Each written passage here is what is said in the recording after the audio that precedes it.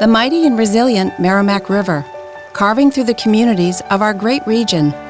My name is Linda Lorden, proud president of Merrimack County Savings Bank, and like the river that serves as our namesake, we're a constant yet ever-changing presence.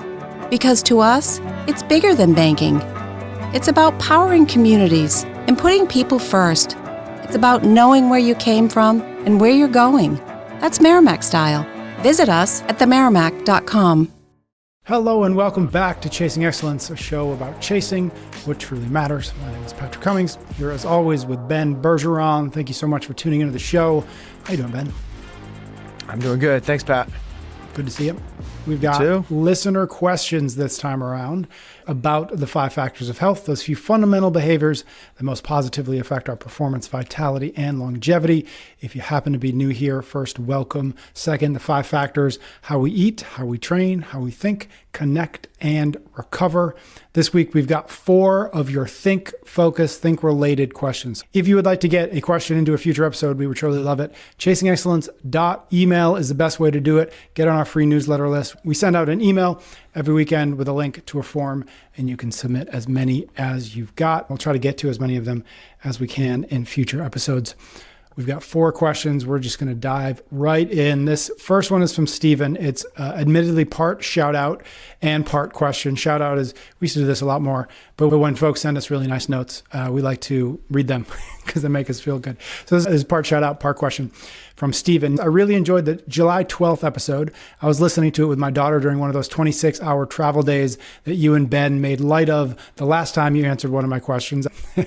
I found your discussion on just showing up to be incredibly spot on. As a professor, founder, longtime CrossFitter, indeed the only way to 1, get your PhD, 2, start a tech company, and 3, hit your fitness goals is to show up and not complain. Here's his question. My only niggle, which is a word, niggle, is that as I enter my mid-50s, CrossFit becomes less and less rewarding because it's not about getting new skills. It's about being able to keep doing it. So a question: how do you get that dopamine response when you no longer actively working towards that 500-pound back squat, but instead towards, can I simply just do a box jump?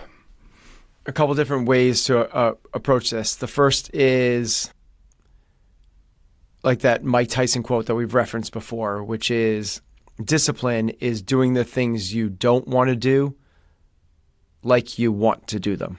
Mm-hmm. When dopamine is no longer a part of the equation, it's where discipline takes over.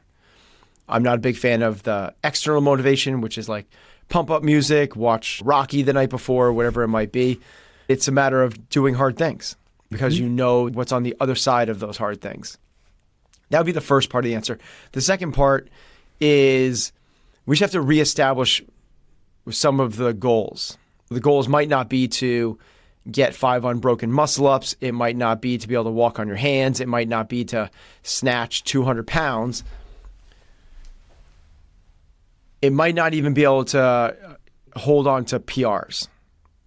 But what if it was the type of thing where it was in our 50s and you're driving around with your daughter right now going to different sporting events? What if it was, in a decade, I want to be able to continue to work with her, train with her, play in the backyard, go on the court, go on the ice, go in the rink, go and do the things that I can do with her now? Or even farther, I want to be the granddad my grandkids brag about.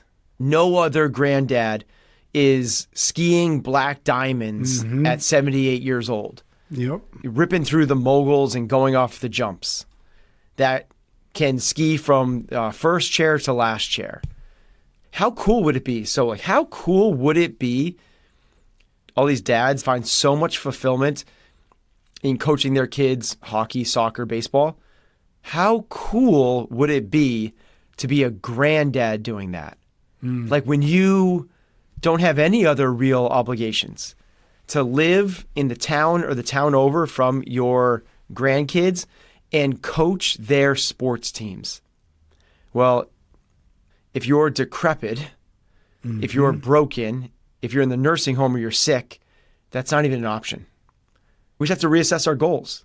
It's not about being able to run a sub 6-minute mile or do a sub 3-minute Fran. Those things aren't real. They're not. Those are arbitrary goals.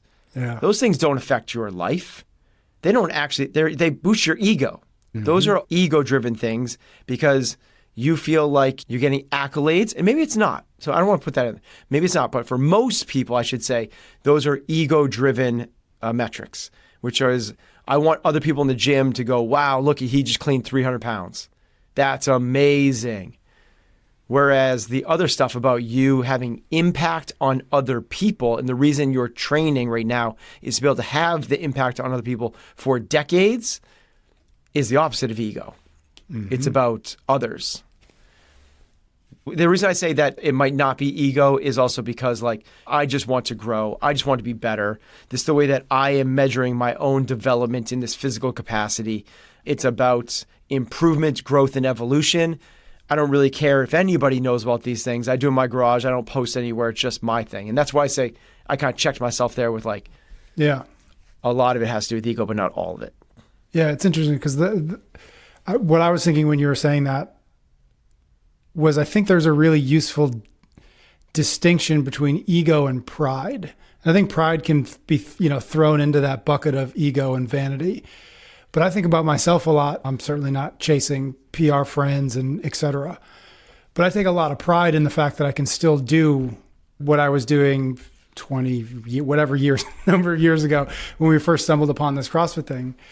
I take a lot of pride in being able to do that, knowing that a lot of people can't. A lot of people my age, a lot of people our age gave up a long time ago. A lot of people started even 10 years ago or 20 years ago and just gave up because it was too hard or whatever reasons it might be. For me, the pride is a good thing. It's not ego, but doing this kind of training makes me feel good because I know most people don't sign up for it, especially at 40, whatever I am. Yeah, totally agree. Maybe circle back to the question. Basically, he's like, what am I chasing? Or how do I stay engaged? How do I stay motivated? Right. Pride is a big one. So think about the flip side to it. What if you stopped? How are you going to feel about yourself if you stopped? That's a great point. So sometimes it's not about what's next. It's about what happens if I stop. And that can be hugely motivating because I think most of us understand what's on the other side of stopping. Right. And I'm not talking about, putting on the extra 15 pounds. I'm not talking about not being able to run a sub 7-minute mile. I'm talking about the way we feel about ourselves. And I know one of the big reasons I do this also is because, Patrick, it's not only the cognitive, I can't start my day. This is where we talked about a recent episode about, like, I train 7 days a week. It's because I have a hard time starting my day and feeling good about myself unless I do this thing. Yeah. Once I've done this hard thing, it's my therapy. I feel good. I'm ready to do the day. That's behind me. I've done the hard things. I realize that I need this thing. So that idea of what am I chasing if I'm not chasing new skills and PRs, I'm chasing that feeling of feeling good about myself. Yep. And the inverse of how I know I will feel if I stop this, to Absolutely. your point. I think that's really powerful. Because, what will I not be able to do that I can do today in 10 years if I stop this? You get to a point in life, and that's a powerful motivator. Maybe you're not running towards something, but you know what you're running away from. Maybe not running away from, but you know what you're hedging against. Once you really get to a certain, especially kind of in this kind of training, you have a good sense of how you will feel if you stop doing this thing. We are not entitled to functionality. You don't just get it. When you're 15, you are. Like, when you're 15, like, some bad luck has to happen upon you for you not to have functionality at 15. Some really bad luck. At 85, it's the opposite. Yeah. You either have to have crazy good luck to have functionality, or you got to earn it. Yep. You have to earn that capacity. And that's what I'm chasing. That's what I think a lot of people in the second half of their life are chasing. Yep. Agreed. Thank you, Stephen, for the shout out and the question. We're going to jump into the next one. This one is from Beth. I love how you talk about awareness, intention, and action. I'm trying to view triggers as opportunities to grow. I struggle often with letting go of situations where I've been wronged and I desire justice. What advice do you have for letting go of your anger when you deserve justice and are suffering from being wronged? How does one avoid a victim mindset if they are, in fact, a true victim?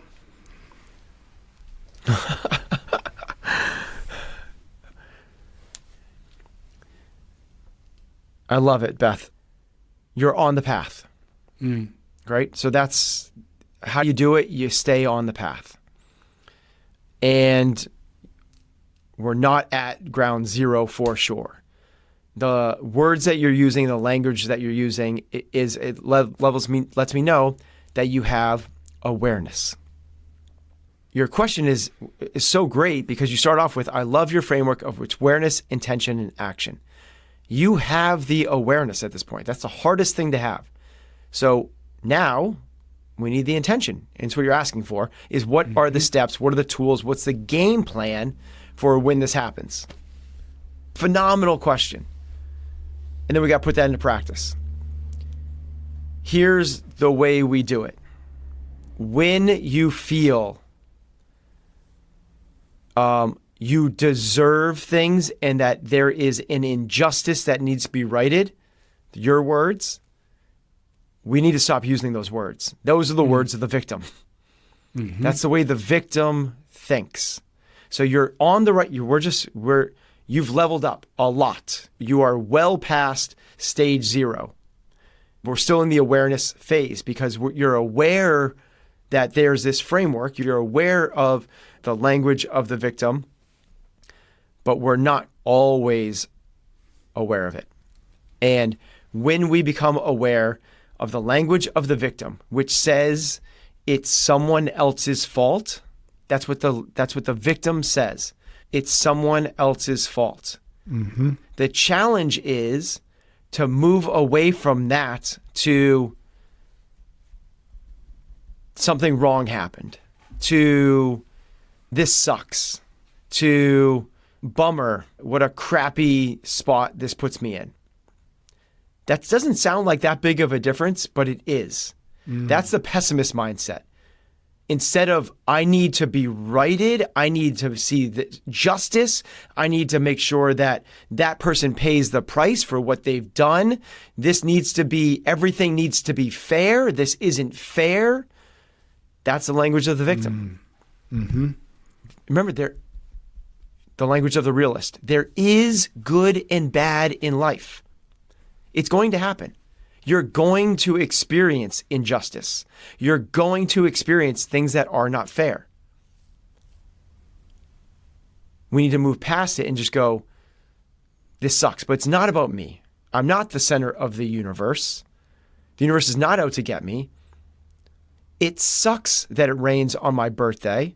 Not, of course it rained on my birthday. Woe is me. And that is a big step function level up. And then maybe we can get to where we're an optimist and we work through this. The second part we work through it is not with the big things. Not like my 6-month-old died in their crib. I'm not expecting anyone to not feel like a victim there. I don't know how you move past the victim mindset there. I don't know how to do that. That's not my game. I don't know how to play that game. But I do know when someone rear-ends you in traffic, you were just sitting at a red light and someone smashes into you at 25 miles an hour, and now you have an injury, you got to deal with insurance, you get your car fixed, your car doesn't work, there's cash outlays on your end, you're missing work. It's not woe is me. This didn't happen to you on purpose, just crappy things in the world happen. So you accept it as a bad part of what happens in life. The ones I'm not willing to excuse is your phone doesn't connect to Bluetooth in your car and you'll get to listen to Chasing Excellence. You feel really sad for yourself, for the tragedy of that, right? The tragedy of your food waiting longer to get to you at a restaurant than you expected. Yep. Right? The tragedy of the small inconveniences of life. So, Beth, you asked for the tools. This is the tools. When you start to feel those triggers, the small ones, the very, very small ones, we try to work through those.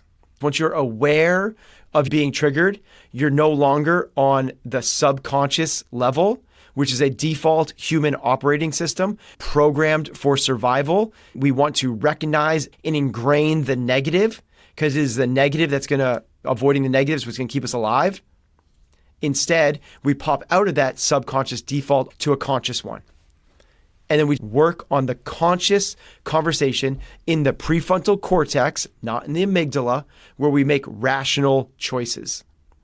Not just go because we're in this sewer cycle of this thinking, feeling loop, but we try to pop ourselves out of that and have a rational conversation with ourselves. Mm-hmm. Sometimes it will work and sometimes it won't. But over time, more and more of those conversations with yourself will start to work, and you'll start to level up where the small inconveniences don't trigger you anymore. And then we get to work on the medium ones. And the medium ones don't trigger you anymore. Then we get to work on the bigger ones. This is the exact way that we build fitness in the gym. Start with the light weights, the medium weights, and then the heavy weights. It's the same way we build mental fitness. Remember, it's mentally ill, mentally well, and mentally fit. The way you build mental fitness is by working on the things that trigger you, recognizing them, awareness, popping out of the default operating system to a cognitive, conscious level, and working on it. Once you do that, you're picking up the mental barbell and you're doing reps. I think the classic Stoic question of what is in my control is also very helpful here. Because I think a lot of times when we fall into that victim mindset of being wronged, having an injustice, what that is another way to say, I'm focused on all the things I cannot fix anymore. I'm focusing on all the things I can't actually change. I'm focusing on all the things that happened yesterday, or 2 days ago, or a month ago that I don't have the agency to change anymore. And I think just flipping it back to, okay, today, injustice notwithstanding, what can I do? What is in my control? And focusing on the actions or the ideas or the thoughts that are or could at least be proactive and reactive in a positive sense might also get us out of that sewer system. It's so good. The circle of control is always kind of like 101, right? We have to understand that premise. One of the things you've heard me say so many times to my athletes and in speaking engagements I do is when you ask yourself, do I have a problem? Mm-hmm. If the answer is no, well, and don't complain. There's no reason to complain if you don't have a problem, right? Mm-hmm. If the answer is yes, then ask yourself another question. Is there something I can do about it? If the answer is yes, then don't complain. Go and do something about it. If the answer is no, there's nothing I can do about it, then don't complain. There's nothing you can do about it. Yep. In all scenarios, those decision trees funnel back to the same answer, which is don't complain. The victim mindset is one of complaining. It's about focusing about things outside of your control. Here's the second part of that, which I think is really important to highlight. Ask yourself, do I have a problem right now? Right this moment, right here, right now, do I have a problem? And the answer 99% of the time is going to be no. What you're projecting is either an injustice of the past or something of the future, which you're either holding on to or projecting. But you don't have a problem right now. You're not in pain. You're not struggling for air. You have full functioning capacities of all of your limbs. You're not dying of thirst, of heat, of exposure. You're not lonely. Right now, you're good. This is actually what I was talking to my class this morning about. We had this really hard bike interval piece, and in the middle of it, I said, stay right here, right now. You're okay right now. Don't allow yourself to project to what you're going to feel like in 2.5 minutes. Right now, you're good. I repeated that 3 or 4 times. You're good. Right now, you are good. You're good. Like right now, you're good. Because what ends up happening this is why exercise is such a good medium for us to train on this, is we are pretty good. Yes, your heart rate's at 88%. It's at 182 beats a minute. And yes, your legs are burning. But for the next 5 seconds, there's no issues. Like, you're good. You're good for the next 5 seconds. What we do is we go, oh my God, but what's this going to feel like in 3 minutes? What's this going to feel like in round 5? That's the subconscious thought trying to keep you alive, which then leads to an emotion of anxiety, fear, dread, doubt, nervousness, which then closes up the artery walls, which restricts the blood flow to the working muscles, which then makes it harder. And then within 25 seconds, it's so much harder. It's this reinforcing thing like, yup, see, I knew this was coming. I was so right. I should have backed off before. And it becomes this self-fulfilling prophecy. You're good. You're good right now. I'm good. I'm good right now. I could hold this pace forever. I'm good right now. Does the opposite. It opens up the arteries. And all of a sudden, your feet get a little bit lighter. Your legs don't get as heavy. Your heart rate comes down a notch or two. You go, wow, this becomes the success cycle. It's why people on the back of the pack fall way off the pack, and the people in the front of the pack can extend their leads. What are we telling ourselves? All right. Thank you, Beth. That was a great question. We're going to take 2 minutes to say thanks to a few sponsors. Then we've got some more questions to dive into. We're brought to you this time around by Manukora.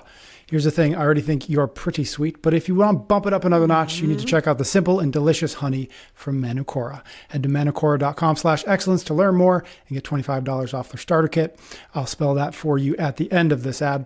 Now, you might put regular old boring honey into a lot of foods, breakfast teas, protein, salad dressings, etc. But let me tell you, Manukora is going to put all grocery store honey to shame. Its richness, creaminess, and complexity of flavor are unbeatable. Not to mention the incredible health benefits. It's ethically produced by Manukora's master beekeepers in the remote forests of New Zealand. This honey is packed with powerful nutrients to support immunity and gut health. The bees collect nectar from the Manuka tea tree in New Zealand, which has 3 times more antioxidants and prebiotics than your average honey. Plus, it contains a special antibacterial compound called MGO. Just 1 heaping teaspoon every morning can help you get the most out of the amazing bioactives in Manukora. Head to manukora.com/excellence to get $25 off the starter kit, which includes an MGO 850 plus Manuka honey jar, 5 honey travel sticks, a wooden spoon, and a guidebook. Here's the spelling. manukora.com/excellence. We're also brought to you this time around by Qualia Senolytics. If you're looking to resist aging at the cellular level, it is time to try Qualia Senolytic. You can go to qualialife.com/excellence. That's QUALIA life.com/excellence for up to 50% off. And if you use the code excellence at checkout, you'll get an additional 15% off. So have you heard of Senolytics yet? They're being touted as one of the biggest discoveries in promoting healthy aging. As we age, our bodies accumulate senescent or zombie cells that no longer serve a purpose and can actually hold us back. That's where Qualia Senolytic comes in. It's designed to help your body eliminate those senescent cells, much like pruning dead leaves from a plant, and it allows your body to thrive. All you've got to do is take it 2 days a month and you're set. Qualia Senolytic is non-GO, vegan, and gluten-free, and it comes with a 100-day money-back guarantee, so there's 0 financial risk. Plus, a recent clinical study shows that senolytic supplementation can play a huge role in enhancing how we age. So don't miss this. Head over to qualialife.com/excellence for up to 50% off. And if you use the code excellence, you'll get an additional 15% off. It's also available at select GNC locations for those of you who go out into the world and buy things in real life. for the rest of us, let's be honest. qualialife.com/excellence. That's qualialife.com/excellence. All right, let's jump back into our questions. This next one is from Erin. I'm currently in the military trying to figure out if this is something I should do for a career. I love being in the military and found my job very, very rewarding and purposeful, which is important to me, but I have some health and quality of life concerns I'm trying to weigh. I currently spend 11 to 12 hours at a minimum on a military installation. We work out from 6:30 to 8, then are expected to be at work from 9 to about 5. I currently barely get 6 hours of sleep a night because I have to be up at 5:15 and I go to CrossFit after work every day. So I get home between 6:30 6:30 and 7:30, so it's hard for me to get straight to bed.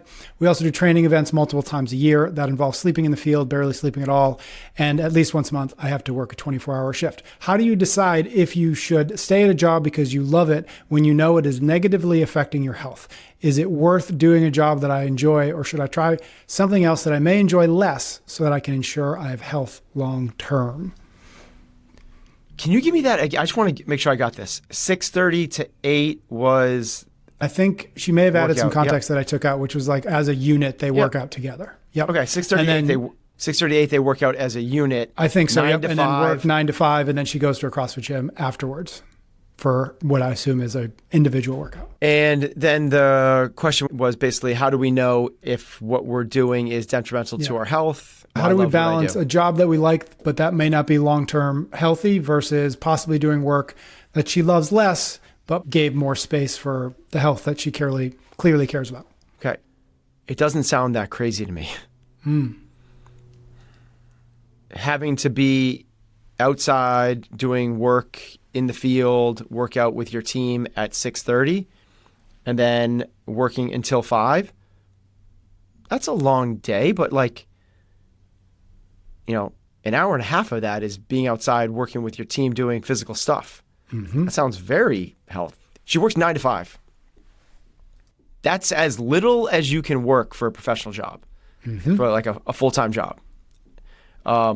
There's the stuff before. I get it. That's extra, but you love it. You really like what you do. After 5 o'clock, you go and do a CrossFit workout. I would suggest going to an earlier class. I don't know if this is Erin's case, and maybe there's other stuff going on where she likes the job, she likes the idea of the job, but she doesn't like the bureaucracy of the military or being on a base or something else. But in terms of the actual hours, this is not a lot. There is a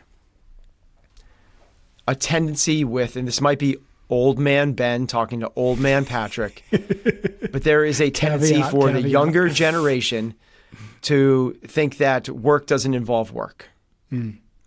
And this does not sound like that much work. I have plenty of friends that did the hard work stuff, which was unhealthy. The 16 hours a day to 18 or sometimes 20 hours a day. They would sleep underneath their desks on Wall Street, Goldman Sachs, after getting out of their Ivy League schools. It was a pressure cooker for 18 months, survival of the fittest. That's unhealthy.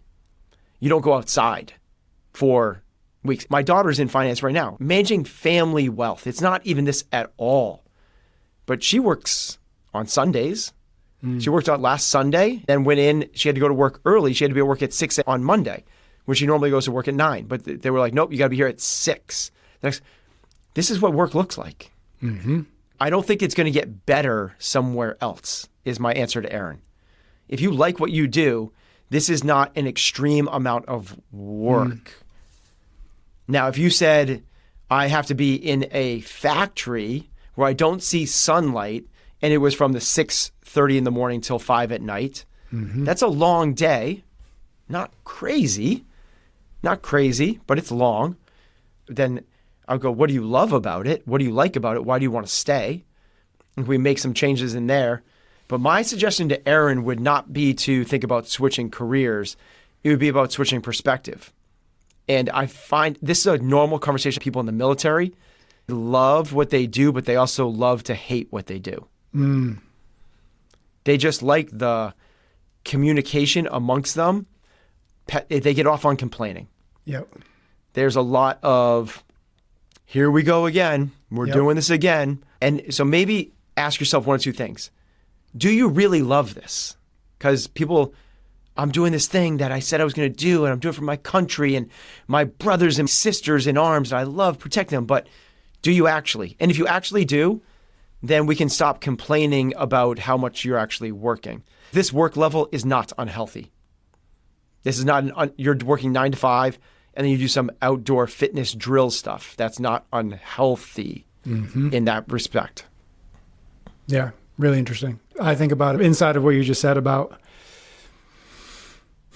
loving the work, but also loving to complain about the work. You've got to love both sides of the same coin. If it's feeding your purpose and you really do love it, then you can't separate that from the lack of agency you have whilst doing that work. You can't hate the thing that comes with the thing you love. It's just a recipe that's for constantly being stressed out. entwined. It's a part of it. You can't separate those two things. It's either you love both of them, both sides, or you don't love it at all. When you try to get everything you want without any of the things you don't want, you are putting yourself in a position where you will constantly be unsatisfied and constantly asking yourself, is this the right thing for me? Because you have it in your head that there is a perfect version of this and I just don't have it yet. There is no such thing as perfect. Yep. It does not exist. So, Mark Manson kind of highlighted that he's one that wrote The Subtle Art of Not Giving a F***. Yep. I said the F word on this. I don't know if I've ever said the F word. Maybe I'll bleep it just for fun. Okay, that'd be fun. His idea is it's about what are you willing to endure on the crappy parts? Because there's always crappy parts to every single job. You don't have to love the crappy parts, but are you willing to put up with the crappy parts? In this case, the crappy parts are there's some long hours. And now maybe it's no, it's long hours on a military base. And I just hate being on a military base. Well, okay, then that's different than long hours because there are other jobs that have long hours that aren't on military bases. You just have to weigh and measure these things. The example Mark Manson gives is he wanted to be a rock star when he was growing up. He wanted to play in front of arenas and 60,000 people in stadiums, but he wasn't willing to go through the necessary crappy parts to get there. Nobody is just dropped into an arena of 60,000 people. What you start off doing is traveling around with a band in a van from city to city, not showering, moving your own equipment, playing in front of 11 people in this dive bar that no one's listening to you, getting done at 3:30 in the morning, packing up, going to the next city in this place where people don't appreciate you. They're not listening. Are you willing to put up with that part? So a lot of people are. A lot of people are willing to put up with that part to get to the other thing. And even when you get to the thing, there's crappy parts to that. Yep. Every job has the crappy parts. And we have to recognize that there's no such thing as perfection. It's the exact same thing if we were talking about you with your significant other. Yep. Yes, everyone loves the awesome times, but when they trigger you, when they aren't acting at their best, because that's going to happen, because that's a part of it. It just is. Or how much are you willing to put up with that part? And we got to put up with it somewhere, somehow, because that part exists everywhere. There's no such thing as the perfect person for you. Mm-hmm. There's the right person for you. Last question is from Marilyn. She says, 8-year-old boy discouraged by 3 years of failure in school before being diagnosed with dyslexia. I saw his low self-image. He once told the principal that he was the worst kid in school, affecting his participation in athletics. He lives in New York City, so there aren't as many opportunities as in the suburbs.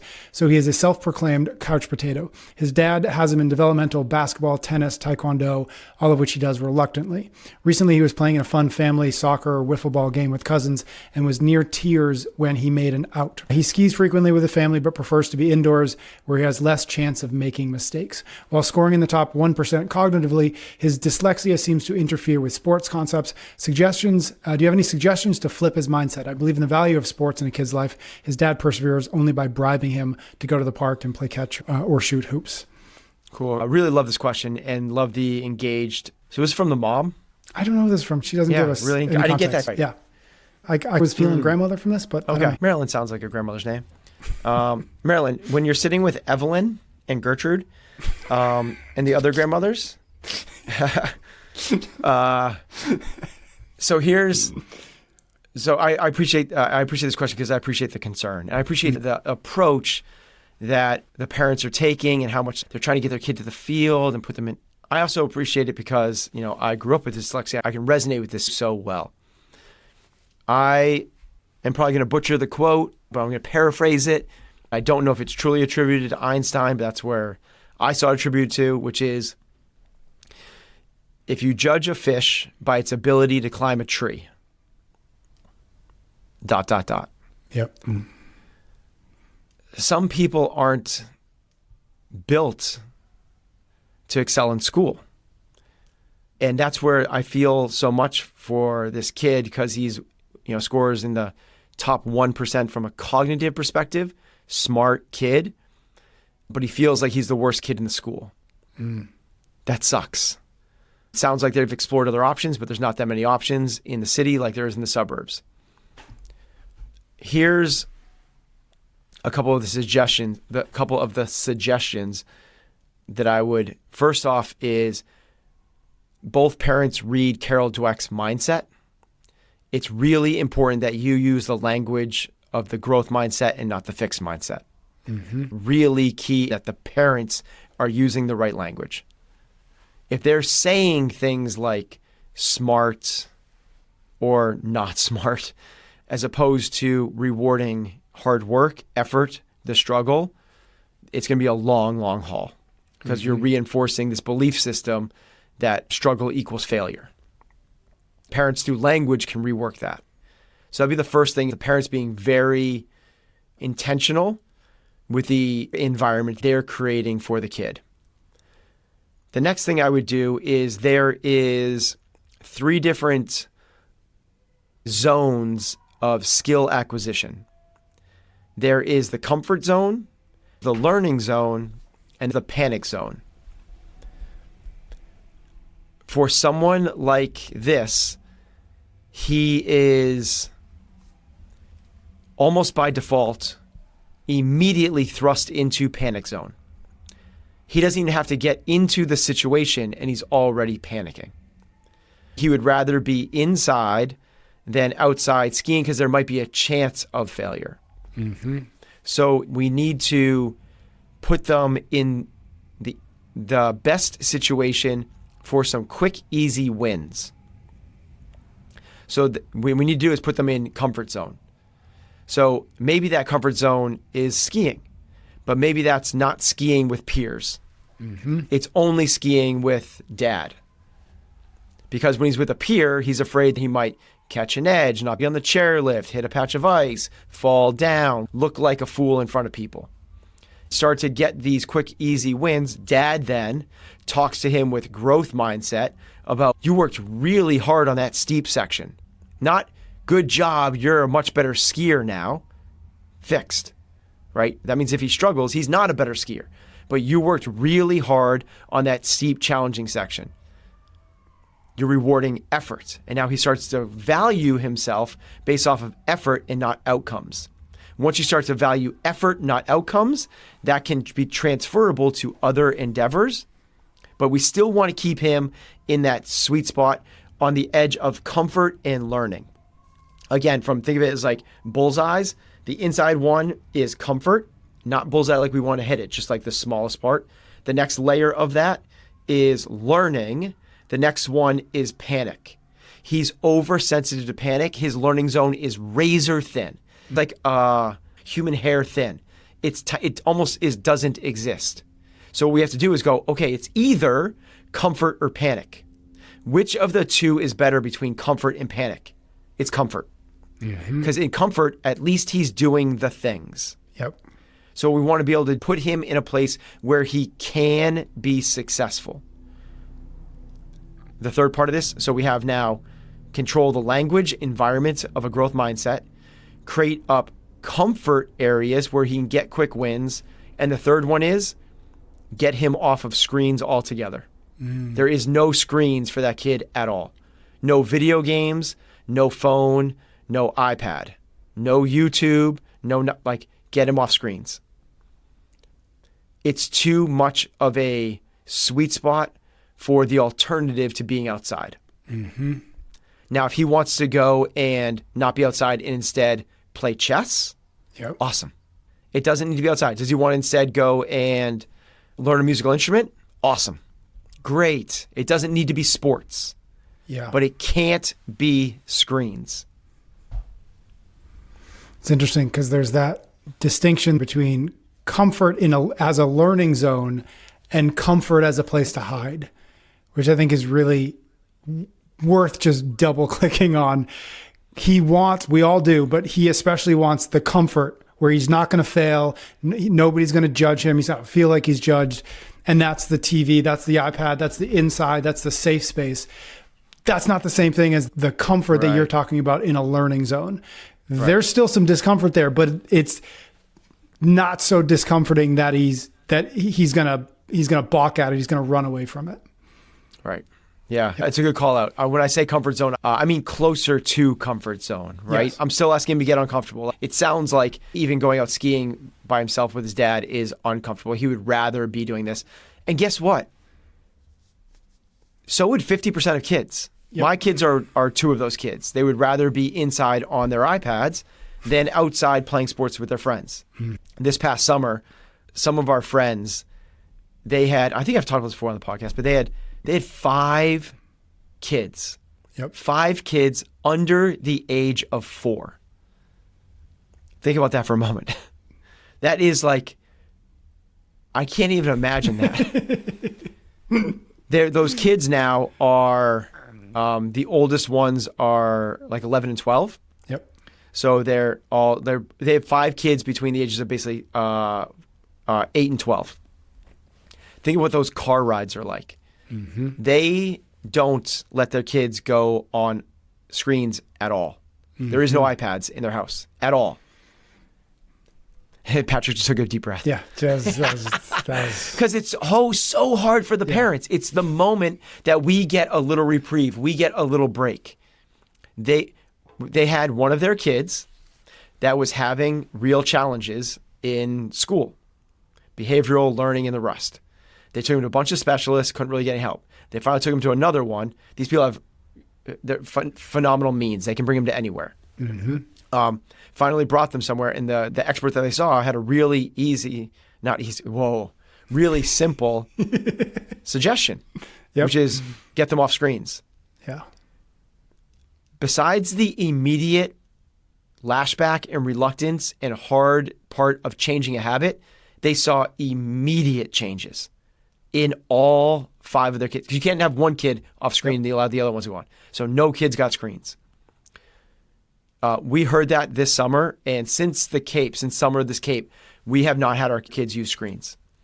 There's one caveat to that, which is Saturday and Sunday mornings they're allowed to use the television, but no iPads, no phones. The rule we made, because we're not as awesome as those parents, we're not as brave, is for car rides greater than an hour and a half. Yeah, that's where we're at too. Yeah. So car rides over an hour and a half, obviously if we're on a plane or something like that. So that's where we will bring out the iPads. Besides that, the iPads are gone. They're not in our house anymore. And we've seen cool changes. We didn't see the drastic things, but we also didn't have kids that were struggling in certain areas like other ones are. And a cool part is like we were driving to our son's soccer game. Oh, not even soccer. We're driving to the gym on Saturday morning as a family for a Saturday morning workout. And they'd even asked for their iPads and said they both brought books. It's a 12-minute ride, and they both read books on the car ride there. And we didn't even recognize what was happening until we were almost 3/4 of the way to the gym. We were like, oh my God. They're both reading We're winning. books. Yeah. Shh, don't say anything. Don't say anything. Don't wake up the monster. Don't bring attention. Don't bring any attention to it. Just let it lie. Shh. Do you see what I'm seeing? Thank you, Marilyn. That was a great question. Thank you, everybody who sends us questions. Thank you to everybody out there for listening, for leaving us ratings, for reviews. Certainly subscribe to the show. If you are not wherever you're listening or watching this, you don't miss another one. ChasingExcellence.email is the best way to get questions into your queue. We send out an email every weekend with a link to a form. You can submit as many as you've got, and we'd love to see them, and we thank you in advance. Ben and I will be back soon for a brand new episode of Chasing Excellence. Okay, it's official. We are very much in the final sprint to Election Day. And face it, between debates, polling releases, even court appearances, it can feel exhausting, even impossible to keep up with. I'm Brad Milkey. I'm the host of Start Here, the daily podcast from ABC News. And every morning, my team and I get you caught up on the day's news in a quick, straightforward way that's easy to understand, with just enough context so you can listen get it, and go on with your day. So, kickstart your morning. Start smart with Start Here and ABC News, because staying informed shouldn't feel overwhelming.